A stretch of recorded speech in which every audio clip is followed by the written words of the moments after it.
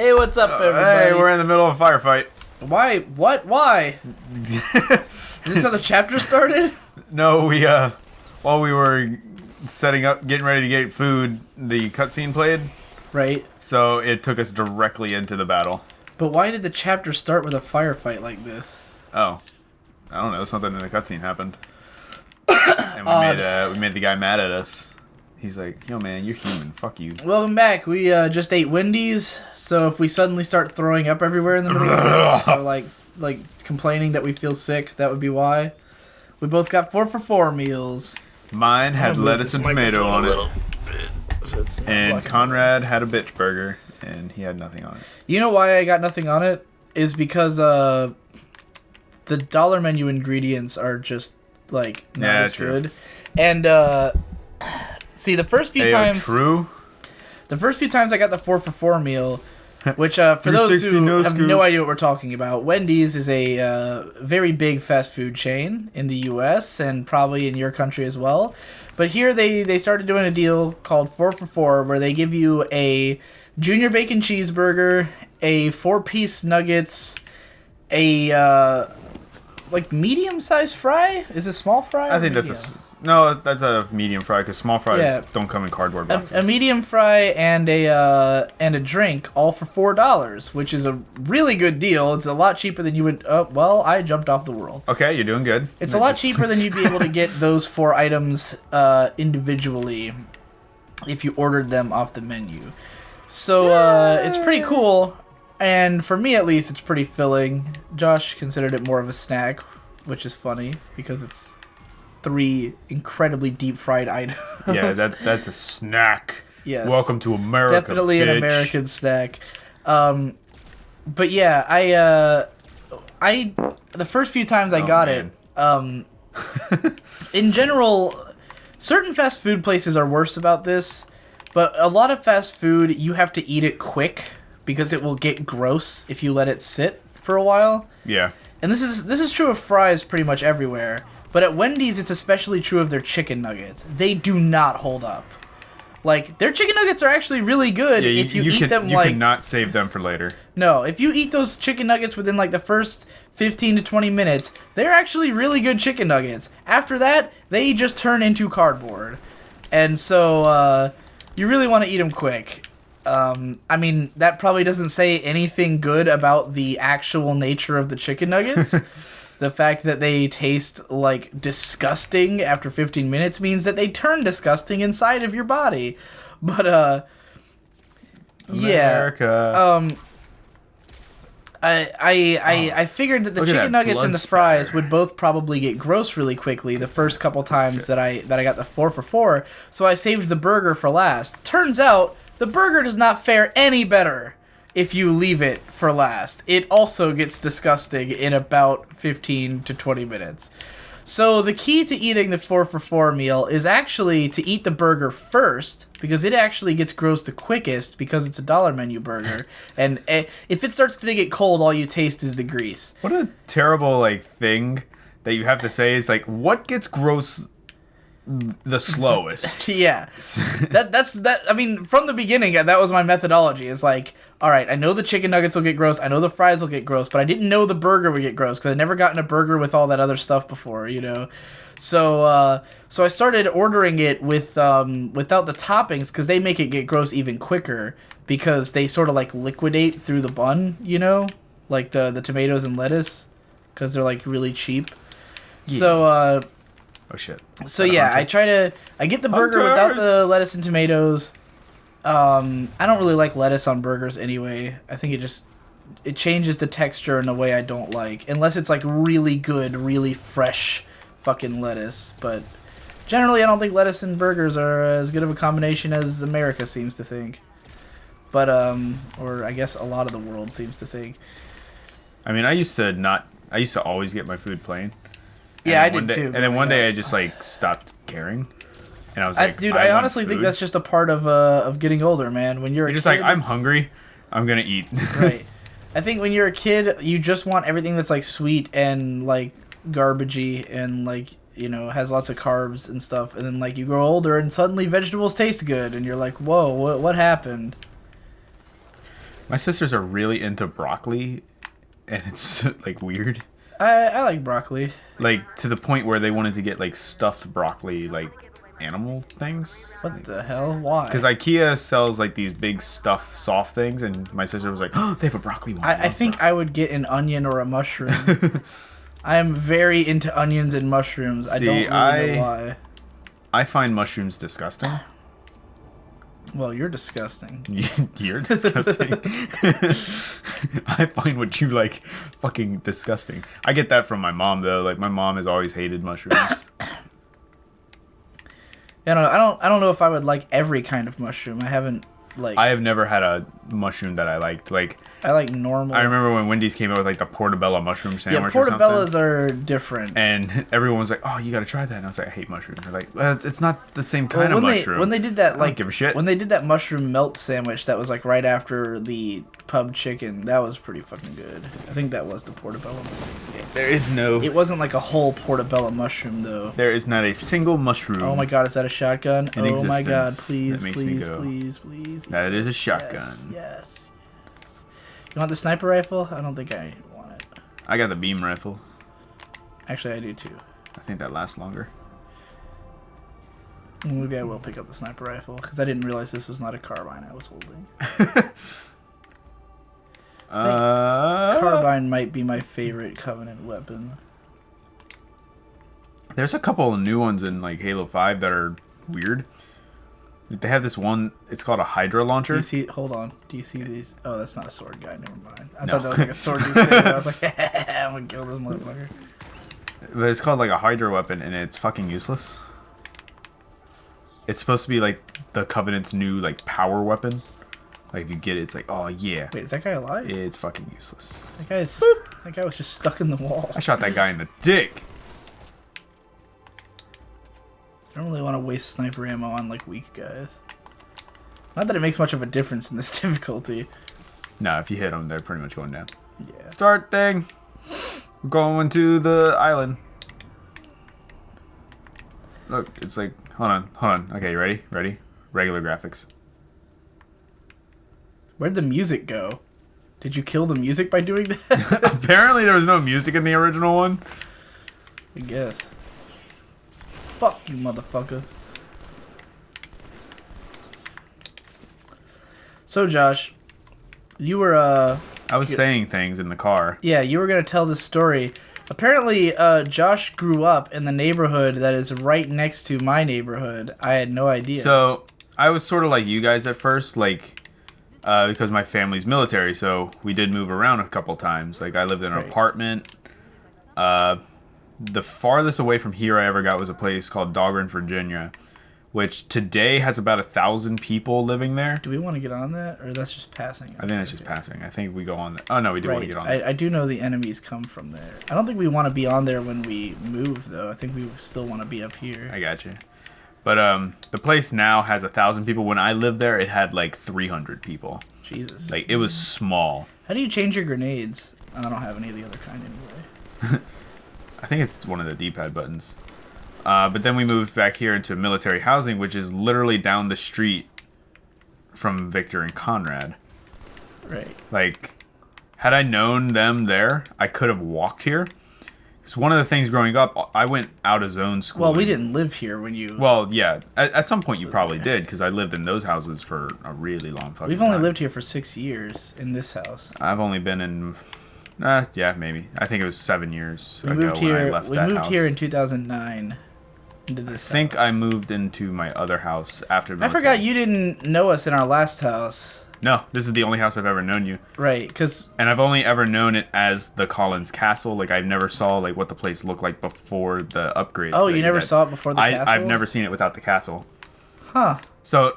As far as I know, you guys have always been pretty... Like, I know from stories that you haven't always been well off. Right. But as far as I know, you guys always have been. Right. From what I've seen. Yeah, that's interesting. Yeah, we only moved here in 2009. We lived down near the school before. Like, we were right next to... We were on... Like Bayside? Well, we lived. You know where the This is riveting for for anyone who doesn't live no here. idea where we are. They have no idea what we're talking about. But if you know where like the Food Lion and Farm Fresh that are right across the street from each other, and there's 7-Eleven, like we lived on that intersection basically, on Virginia Tech Trail, and then before that we lived literally right across the street from Bayside. So we lived in 3 houses in this area, like after moving back here from Richmond. Like, one of the things growing up is I didn't have a whole lot of friends that I could see because I went to school out of zone. Like, I went to Bayside, but Bayside was not my zone. That was just because I needed to go to my grandma's house afterwards. I see. So for a while, I didn't have friends that I could, like, go down the street to see. Yeah. We would have to arrange, like, meetings for both of our parents to take us somewhere or, like, to take us to one of the other houses, and because our parents were military, they didn't always have the time to do that. Right. And that's when video games became big and why I got into online stuff so much. Just because it's like, oh, now I can actually fucking hang out with my friends. Yeah. I think that's how, like, Shade got so into online games, because Shade plays lots of, like, free MMOs and stuff like that, where it's really mostly a way for him and his friends to hang out, you know. Like, we'll end up playing games that we don't even like, but it's just like, we can actually talk to each other while doing something. Well, because it's funny because it made us like Victor's always saying how he's so jealous of Shade because when we were growing up, there were no free games. Yeah, like free to play was not a thing. Yeah, if you had to play a game, you had to pay for it. Me and Victor were always fascinated by the idea of MMOs. Like pretty much ever since Dot Hack Sign aired in like 2003, we like desperately wanted to play MMORPGs, but they always costed money, and we didn't understand how like the payment plans and shit worked, you know. And even when we did, like, in 2006, when we got World of Warcraft, it was like, you know, we got the one game. And we were also not really, like, social online. Like, our parents kind of raised us to, like, be like, hey, people online can be dangerous, so you shouldn't really give out your information or, like, talk to too many people and stuff like that. So hit the button. It's not taking... Oh, there you go. So, like, you know, then when Shade grew up, like, suddenly free-to-play games were fucking everywhere. And him and his friends would just, like, they would play games just because they're free. You know, like, not necessarily that they think it's going to be a great game, but it's like all of us can afford it. We don't have to pay anything. Right. Is this, like, just free-falling, or is this on a path? It's on, like, a cord. It just looks like we're free-falling. I thought it was on a cord. Oh, God, man. You really couldn't see anything back in the day, could you? I guess not. You got a couple fish, but look, there's ruins. Yeah, they built, like, a whole underground city. Like, holy shit.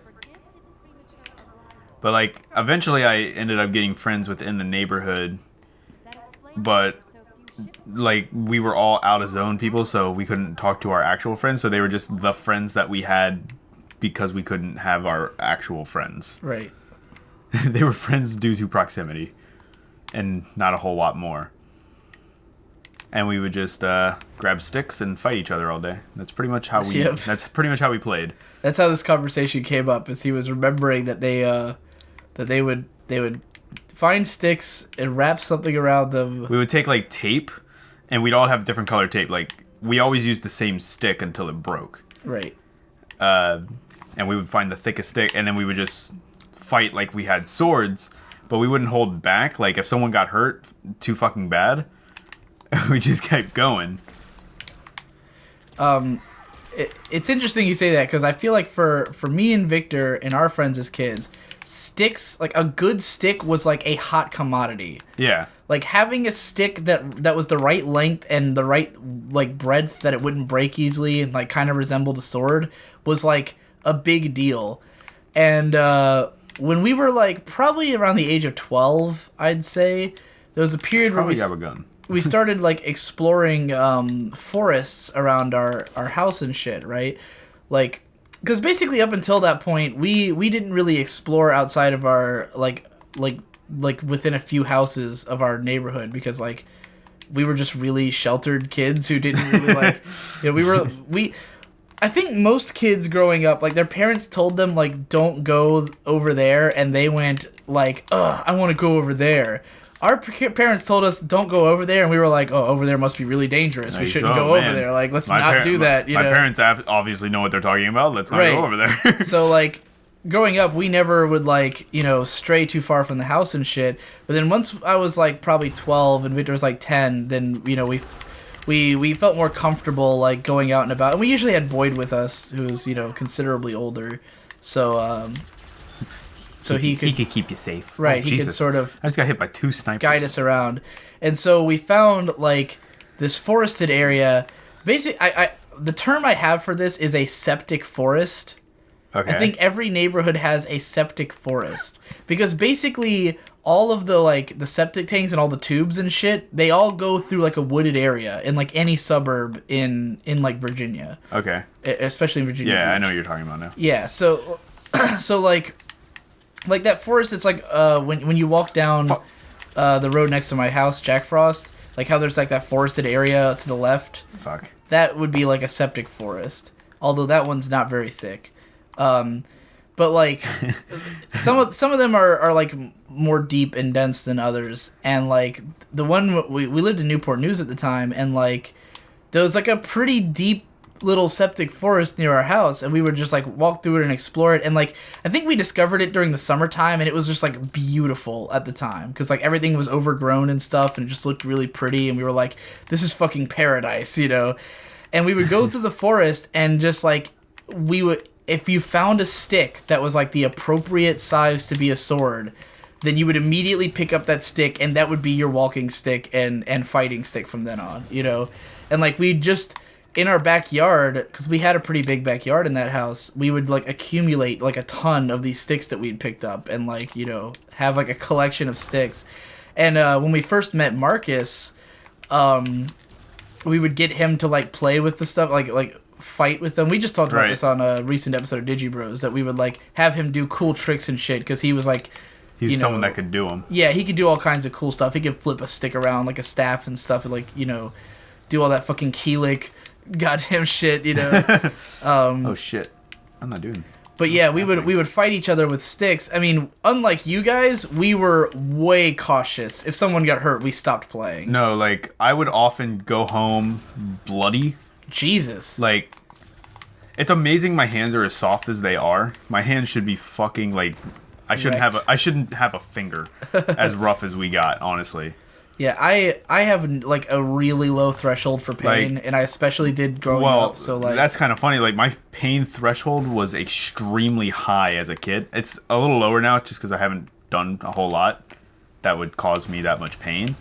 But like, I wouldn't get hurt after a while. Like I would get hit with a really thick stick and be perfectly fine. Yeah, I was a huge puss as a kid. Like, I didn't do anything that would cause me pain. It would get to the point... That's why I didn't get into sports. It would get to the point where I wouldn't even notice that I was bleeding until, like, later when I got home. Right. Like, I'd go home and I'd have this deep fucking gash on my arm. I'd be like, oh, I should probably get a Band-Aid. Yeah. Or stitches, because sometimes they were, like, really big. Yeah, I never got into it like that, but we did play with swords, and we did... Well, that was also all we had to do, and we would also do this thing, because a lot of us were into, like, Dynasty Warriors and strategy games, so we would go out, there was 3 parks. Those are 2 very different things. Yeah, I know. Dynasty Warriors. Dynasty Warriors for the actual fighting, and then, like, strategy games, so there was 3 parks in the military housing, and each one sort of had a strategic advantage, and we would split up into 3 different armies. Oh, shit. Like the Dynasty Warriors, and we would try to...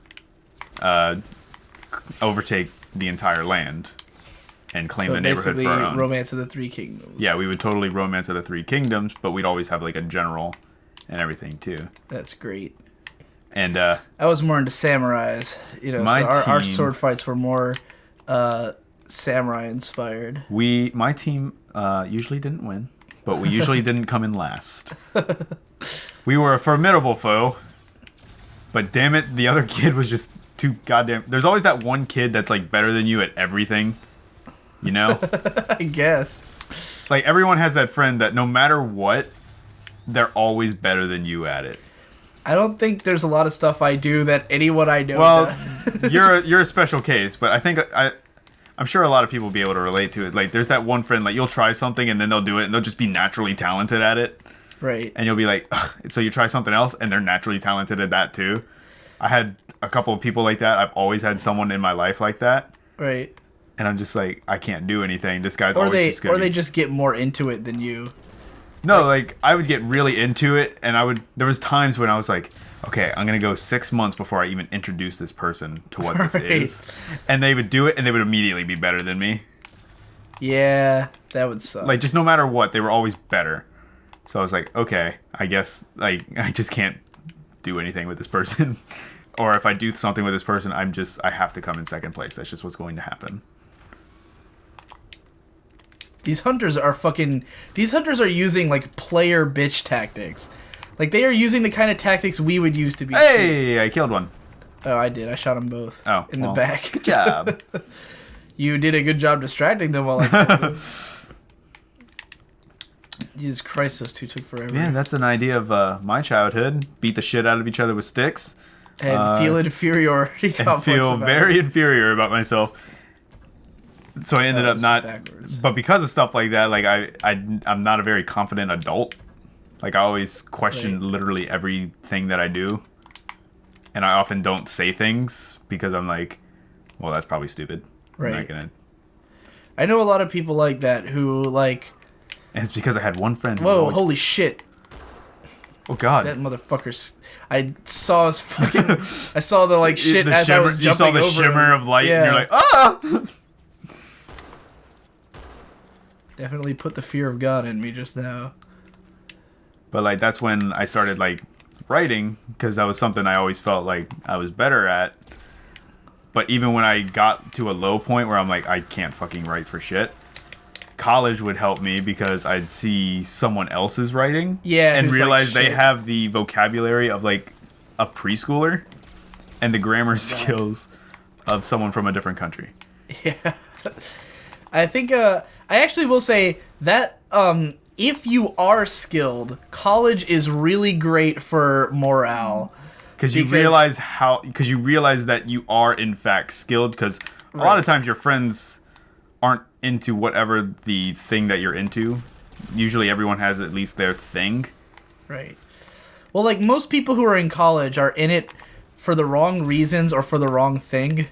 Like, most people are there because they don't want to get a job. And their parents gave them an ultimatum. You either go to college or you get a job. Or you join the military. That was my ultimatum. And now it's sort of becoming, oh, you have a college degree. Why don't you join the military?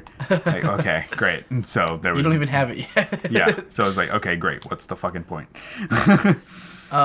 Well, they can't make you. So. No, they can't. I'm an adult. But, Vincent, adult man. I did business. Pretty much everybody, you turn 18, your parents go, oh, you're 18 now. Better start pulling your own weight around here. How about you get a job? Or you could go to college. We'll keep putting up with you for now. And most people are not ready to walk out into the real world, so they go to college and realize they're still children by the end of it. Yes, realize that they that they don't know what they're doing with their life, and that they've taken all the wrong classes, and that they didn't actually care about anything. But for the few people who are actually like creatively minded, that end up like valedictorians or something like that, like those are the people that like, oh, they actually fucking cared. Yeah, they were serious. They wanted to be here. 99% of the people that I encountered on college campuses did not want to fucking be there. But I think for someone like you, and especially for someone like Victor, like when you take a class and you realize that everyone else in there is not talented, and it makes you feel like your talent is more like worthwhile, because you kind of think, am I even good at this? Should I be doing this? And then you watch like 18 other people present their version that's like, yeah, like shitty, so the most like, I should be doing this because these people suck. I told Brandon about this, Mr. Tolentino, and I was like, I felt really bad about a paper because I waited till the last minute. I literally wrote like 5 pages in 2 hours of just like some topic that I don't even remember, and I was like, and it was all single space. I was like, this is shit. This is absolute trash. I get in there, and the guy that I get partnered with for like a peer review. Did you see that guy? Yeah, I did. Shh, let's be. I gotta be. Wait. Oh, okay, we just gotta crouch. I'll get back to the story in just a second. Maybe he won't see us. Okay. Oh, there he is. Oh shit. Oh, okay. Fuck. Oh god. Okay. I did not see that guy coming. Oh Jesus! I only had 2 shots, and he takes more than 2 shots. Okay. So I get in there. I'm not feeling confident about this paper. I'm just like, I didn't spend any time on it. I did no research. I just I shit this out. I get in there, and the guy that I'm peer reviewing, he's like, I've been working on this for a week. I've been stressing about it. He has 1 page, double space, and like no information on it. I'm dead. Oh, I'm back. I was like, how did you spend a week on that? There's Lost nothing. My fucking shotgun. I was like, there's literally nothing here. How did you spend a week on this? Right. Wait, was that my shotgun? Can I get it back? Oh yeah, sweet. And that's one of those moments when I'm like, oh, okay, I'm actually like, I can do things. Better than the I'm guy. useful in life. Okay, and then Yeah, I've had a lot of moments like that when it comes to writing, because writing comes like extremely naturally to me. That's the hardest thing for me when it comes to... I've probably fucking said this on this show like 20 times, but it's because people ask me for advice so often that I end up in this scenario a lot. Fuck. That people ask me for advice, and it's like hard for me to give it because like what I do is like second nature to me, you know? So if someone asks like the most common question I get is, what is my method for writing? Like, how much like do I plan it out? How much like do I restructure everything? Are you like an organic writer or structure? Right. Well, like, you know, I think a lot of people like plan very carefully like what it's gonna be, like, or they have like a formula or something. And my writing style is I sit down and I write the whole thing at once. Like, I typically have an idea like of what it's gonna be, and I mean sometimes I think about the idea for a while because it's not fully fleshed out, and I don't feel like it'll make a whole you know post. But, like, once I have the idea, I usually have the first sentence or the first couple of sentences, like, already planned in my head because I like to know, like, how the beginning's gonna sound. And then from there, I just write as it comes to my head, you know? So you think of, like, the beginning first? Yeah, I just think of, like, the very first sentence, like... So I'm, like, the how opposite. It's gonna sound. So when I write stuff, I'm thinking in movies most of the time. I'm writing for the sake of it becoming a movie. I always think of the ending in one particular scene, but I have no idea how to start it, and that's by far the hardest part for me. When it comes to, like, fiction writing, I usually know the start and the end, and I have no idea how it gets from one to the other. Like, I usually think of, like, a middle and things like that, but I can never start it. Well, see, the problem with your method is that, like... It's better to start from the start because then things can evolve organically. Yeah. Whereas if you have something in mind, then that's how you end up writing something forced, where it's like, that's just I need them to be here. That's sort of just how it pops in my head. Like I'll just see like, oh, someone's dead here. Okay, how did he die? Yeah, that's a good way to look at it. Just like you can't reverse engineer a story. You just have to be like, you know, you can't reverse engineer a story with the idea of like, oh, I have to make the characters get to this point. No, it's more like what would have led to this. Yeah, I never get to that where I'm like, okay, this has to happen. Like I'm willing to change scenes that I've thought of, but like that's what gets the story started for me, the very end of it. Because if the ending's not good, then you run into. I bet you could just melee this whole game on this difficulty. You probably could. Because if you don't like take care in the ending, you end up with a Mass Effect 3 situation. Yeah. Well, where you that whole game pisses me off, not just the ending. It's really just the ending for me, and the ending doesn't really piss me off that bad. Like it doesn't ruin the game for me, but it's like, they could have done better. There's a lot of people who really hate the ending of Mass Effect 3, but I was so mad by the time I got to the ending that I didn't care. Didn't you watch me beat that game? Weren't you here? I don't think I was. You were here when I was fighting the Cyber Ninja, weren't you? Yeah, I was here with that. That part was just, that character in general was dumb. That character is the stupidest fucking thing that has ever happened. The stupid fucking Cyber Ninja. I was reading... Totally out of tone for the series. I had been reading about him. Like, where did he... Like, apparently there was, like, a little series, like, of comics or something. Right. And he was, like, silent in it. And he was, like, really intimidating and cool in the comic. But then when they translated him to the game, it didn't fucking Don't get me wrong. My favorite moment in all of Mass Effect 3, I think I've mentioned this before, is the email you get from him. Yeah. Where he's like, yeah, you fucking pussy, I killed your friend. Your friend was a little bitch. Ooh, come and get me. And I was just like, are you fucking serious? Is this really happening? That was pretty excellent. I will say that. I love that there is a character in a completely serious sci-fi story who is like legitimately overpowered crazy cyborg man, and his personality is, yeah, bro, you fucking pussy, bro. You PC, I totally killed your gay sniper. friend. I just lost a sniper and a battle rifle. Well, it's okay. I blew up both the Banshees. But you're not out of... Oh, there we go. I think I dropped a sniper around. That's how I write in general. Or like a lot of times, like one of the things, because I don't take a whole lot of notes in general. Like I don't write a whole lot of stuff down other than main concepts. Usually there will be a song that comes on. It might not even be a song I like, but it'll come on, and whenever I hear that song, it brings everything I ever thought about of that story back. Right. And then I can continue from there. Like I don't have to have any notes. It just pops back in my head. Interesting. I have a... Like it'll be a song. I might not even fucking like the song. I might fucking hate the song, but if I hear it, I'm like, oh, okay, I know. There's a lot of characters I've created who, like, my entire concept of the character is a song that I've related them to. Like, when I was doing this book that people have probably heard me talk about before called Dark Dreams at the End of the World, then, like, I created these albums for it that were, like I had 2 albums that were about the city itself, like supposed to set the tone of the story. One was like the city at day and one was the city at night. And then I had 2 albums of character songs where I'd picked out a song for each character that like represents their personality. And so like my idea of the character, like, you know, my ideas for the characters weren't that fleshed out, but once I had the songs, then it was like I really understood the characters through the songs. That was a perfect grenade. Holy shit. So hardcore. Yeah, and I would listen to like when I was writing the stories, I would just listen to those 4 albums like over and over again while conceptualizing and writing shit. And that's one thing. Were we playing in normal graphics? Because this looks a lot better than what we were just looking at. I think we might have... No, we were playing in the remade. But like one thing I like when I met Victor and I started like really writing, is I like sending stories to him because... Right, he'll be him and you guys are brutal about stuff, and it's like, okay, if something's shit, I know it's shit. Right. Instead of other people where I'll send them a story and they'll be like, yeah, I like it. Right. And I'll be like, okay, what's wrong with it? Tell me like what you like, what you don't like. No, it seems pretty good. You can just go from here. I'm like, I don't want to be good enough. I want it to be fucking great. Right.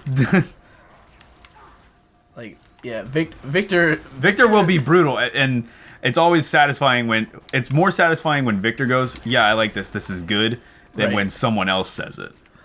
Yeah, I actually, it's funny because to me, Victor is my benchmark for like the normal audience of like my work and my friends' work, because like Victor doesn't really like, he's not like a YouTube guy. Like he doesn't watch a ton of YouTube videos, and he doesn't really care about YouTube videos that much. Like he will watch a bunch of stuff and he'll enjoy it, but he doesn't like think about it in the long term or anything. Like he'll have a laugh and then he's done. Right. Like I watch YouTube videos like religiously, and like all of them have like a huge impact on me. Where like if I watch like an analysis video that's really meaningful, it'll like, you know, inform the way I write, it'll inform the way I think and stuff like that, and I get really into it.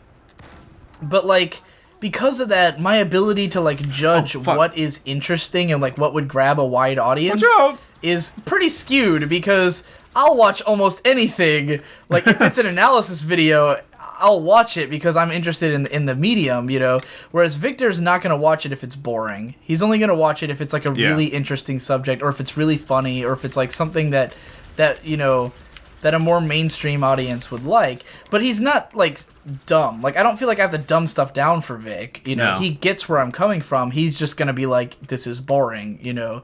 So like he's like, you know, a lot of my audience, I don't need to necessarily be like him, because a lot of my audience really will follow anything I make, and they like it because it's me, you know, or they like it because they have the same mentality I have, you know.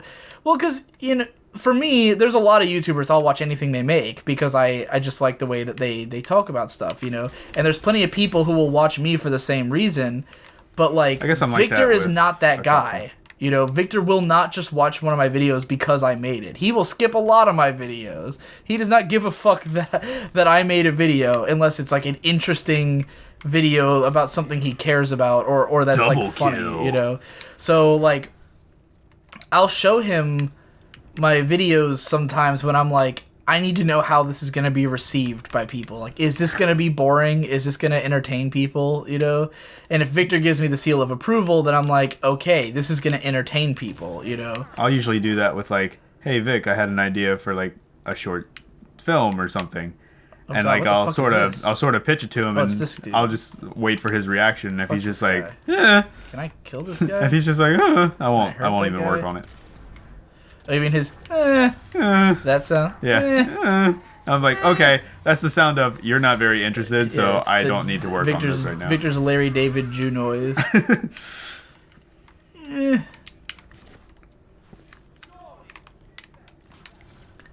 Boom, boom. I don't think we can hurt that guy. Yeah, I it's not. smacked him with my sword It's and it not didn't do working. anything. I think he's just like summoning dudes at us. Oh, Jesus. Oh, he's shooting at us. Can I fucking hurt you, He's bro? shooting at us. He's got a force field. It doesn't seem like I can hurt him. It's the Prophet.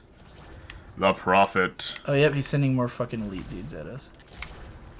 Headshot. Snapshot. Who's gonna stand on one? That was one of the best things about Halo is the voice guy. Double kill, Triple kill. multi-kill. Unfreaking believable. What happened to that? Didn't they get rid of that? No, it's still there. Okay, cool. Like, that still happens. More games need that. My favorite, I've only gotten it once, is the unfreaking believable. How high is that? It's basically you have to go through a game with no deaths and 25 kills, like through a multiplayer match. Jesus.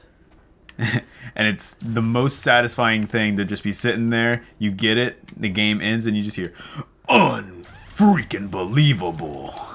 Like, yes. Thank you. I did it. Well, my sword evaporated. And I wasted it on the grunt instead of the elite guard guy. Well, I killed him anyway. It's okay. Cortana, help me. I don't remember what I was talking about before that. Something about Writing science. and arithmetic. Advanced particle physics. Having no dick. Yeah, you know. So I got a tiny dick. Let's talk about that. I got a little It's like dick. not really visible. Like, I'm a hardcore grower, not a shower. Oh yeah. Just, I'm gonna let everyone know that. Like, if I took my pants off, you'd be like... Fuck, I died. I'd take my pants off, and you'd be like, are Look you out a for woman? this dude. He's a big dude. Do you have a dick? It looks like he's in the hallway right next to you. He's trying to get on you. Oh, God. Oh, He's- no, he's I see fucking him. chasing you I down. see him chasing me. Oh, God. Help me. Your Morty's too low pitched. You gotta get him. Oh, Rick. I don't know, Rick. I can't help how Ah. my voice sounds. My soft. Oh, You're what the alive. fuck, I'm You're alive. alive. Instant kill. The only sucky thing about the sword is that you can't melee with it without using it up. So when you hurt grunts, then it's just Yeah, like... it goes away. That happens with Flood, because like when you kill the little ones, it uses it up still. Yeah, it's annoying. What you doing there, big guy? Oh, okay. Gonna. Is he... Can we fucking kill him? What the fuck do we have to do to this guy? Maybe. Wait, what was that button? It gave me a button prompt when I was near him. Fuck you. Get up close to him and press RB. I think that might... Oh, shit. Where's he at? There's more dudes.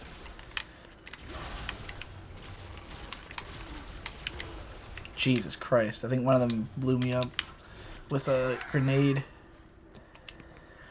Tiny Dick. This fucking... I'm Tiny Rick.